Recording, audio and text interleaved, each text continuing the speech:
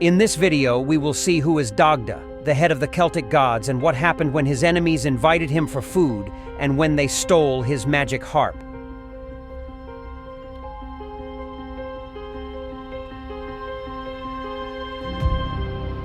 The Dagda represents the male humans and other gods.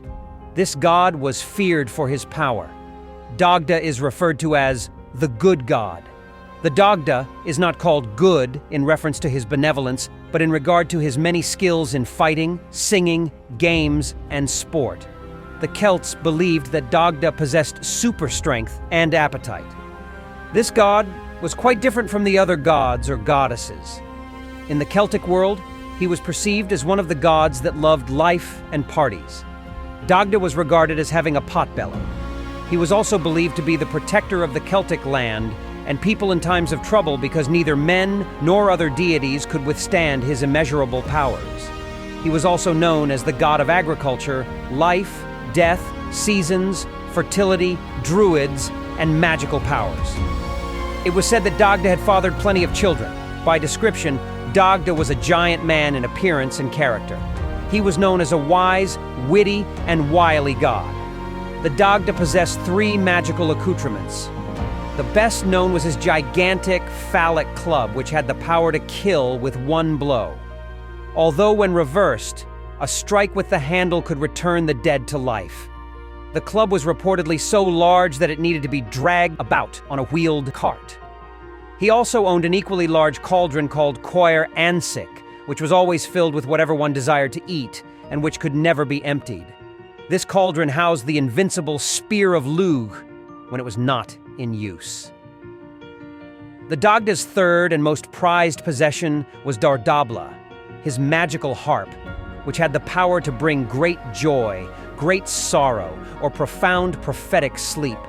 It was made of oak and richly decorated, and only the Dagda could get music from its strings, and the playing of this harp made the seasons come in the correct order.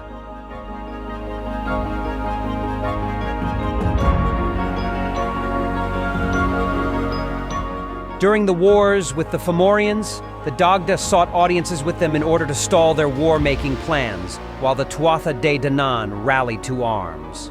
The Fomorians were no fools, and hearing of his great love of porridge, arranged to have a gigantic bowl filled with porridge into which were thrown many animals, hundreds of sheep, pigs, and cows. A guest was expected to eat all he was offered or risk a grave insult to his host, which the Fomorians were hoping for. The Dagda had the last laugh, however. He pulled out his gigantic spoon and set to work, devouring every last drop in very little time. The Dagda liked women as much as he liked food, and he went to great lengths to be with women he desired, even those who belonged to others. Zeus is not the only one, apparently.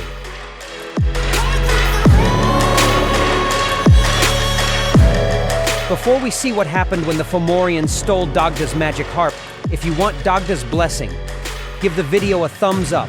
And if you don't want troubles with the Fomorians, subscribe to the channel, and you will be granted with Dagda's eternal protection.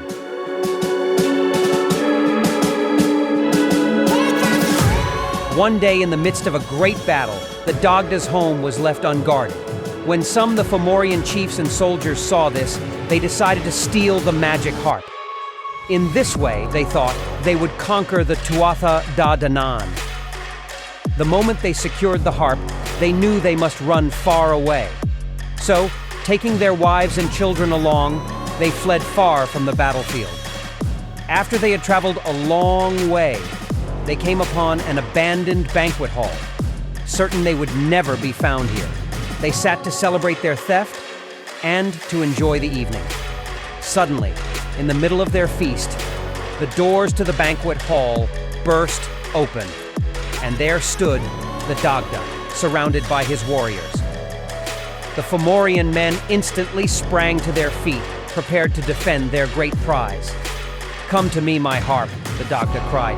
"Come to me, oak of 2 meadows, 4 square and true."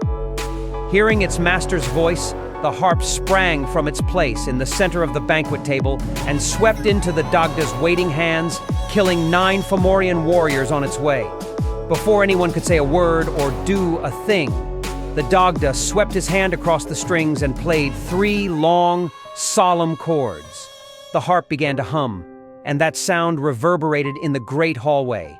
A wail, the magical music of tears. The sound was so piercing and sad, the women and children bent their heads, and soon they were weeping so hard they could not see or stand. The men, seeing their families in such despair, felt their own hearts break, and they turned to comfort them, but the music had done its magic. The Fomorians reached for their spears, but before they could throw them, the Dagda once again touched his harp, and this time the notes of the chord that rose into the air were dense with mirth, and the warriors began to laugh uncontrollably. They could not help themselves. They laughed so hard, their spears fell to the floor, and they dropped their goblets of wine so that wine spilled everywhere, staining their boots, staining the floor. They laughed until they had no strength left in their limbs, and still the chord sounded, filling the hall, filling their ears. The women, tears still in their eyes, turned to look at their laughing husbands and begin to speak. But before they could utter a word, the Dagda touched his harp once more. This time the music that rose into the air was soft and sweet, pure and good, as beautiful as joy itself. This was the music of sleep.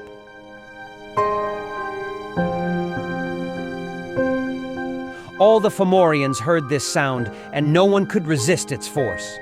The women bowed their heads and closed their eyes and fell asleep. The children crawled into their mothers' laps and curled up and slept. The men could not stay standing. They dropped into their seats and nodded off, closing their eyes, one after another, until the only sound besides the music of sleep was the sound of their snores. When the Dagda was certain the Fomorians were fast asleep and unable to move, he motioned to his warriors to depart, and they stole away, taking the harp with them, of course. Eventually, aided by the might and magic of the Dagda's harp, the Tuatha Dé Danann prevailed, saving Ireland from death and destruction by the Fomorians.